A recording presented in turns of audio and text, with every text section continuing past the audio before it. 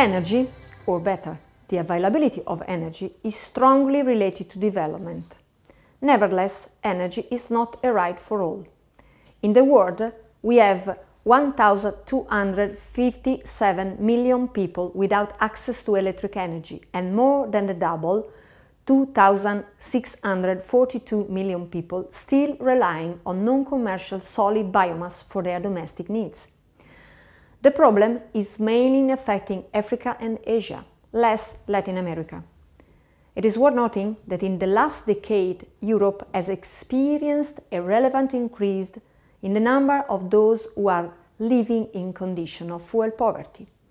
Due to the economic crisis, immigration and other concurrent effects, such as low employment, some categories cannot afford to switch on their heating system, or they have to limit the use of their car or public transportation for their mobility. As far as electricity, today the problem is mainly affecting Africa and Asia, with more or less the same number of people. But the situation in Africa, in terms of percentage of the population, is more critical, as it may be seen in the graph.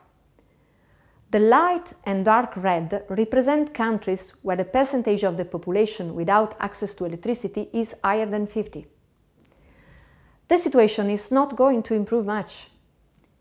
In 2030, we are still expecting more or less 1 billion people without access to electricity, with some improvement in Asia, but still a critical situation in the African continent.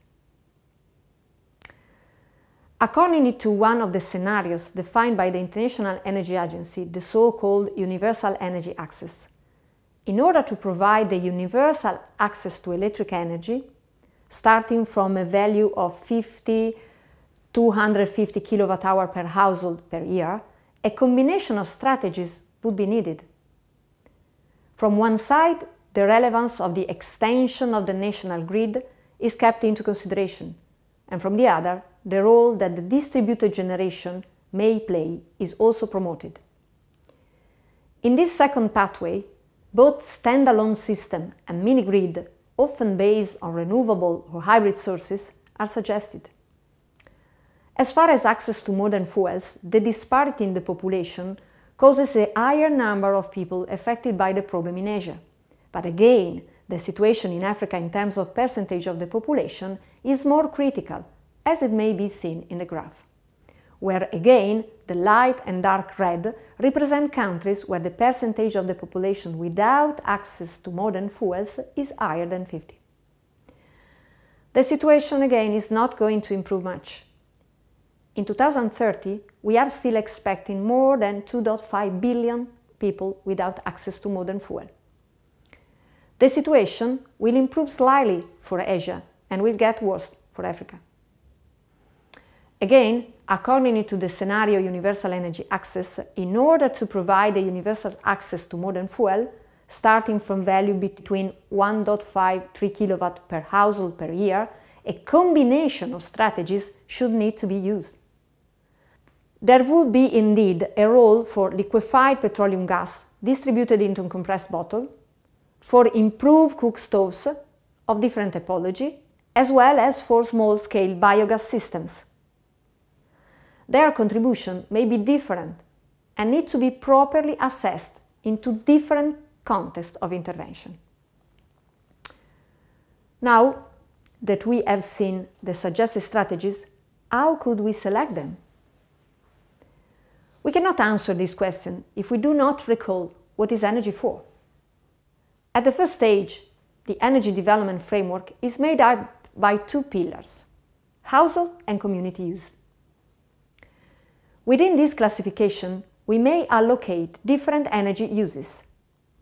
Energy is indeed used to cover basic needs, such as lighting and cooking, but energy is also used to promote public services, such as health and education. And finally, energy is used also to support productive activities. At a second stage, we must recognize that the energy system is designed to meet at least two further requirements. It must promote an appropriate management of local resources, thus proposing integration among water, energy and food, or among land, environment and the climate. It must empower the local community in order to contribute to increase the local asset of capitals: economic, environmental, physical, human and social.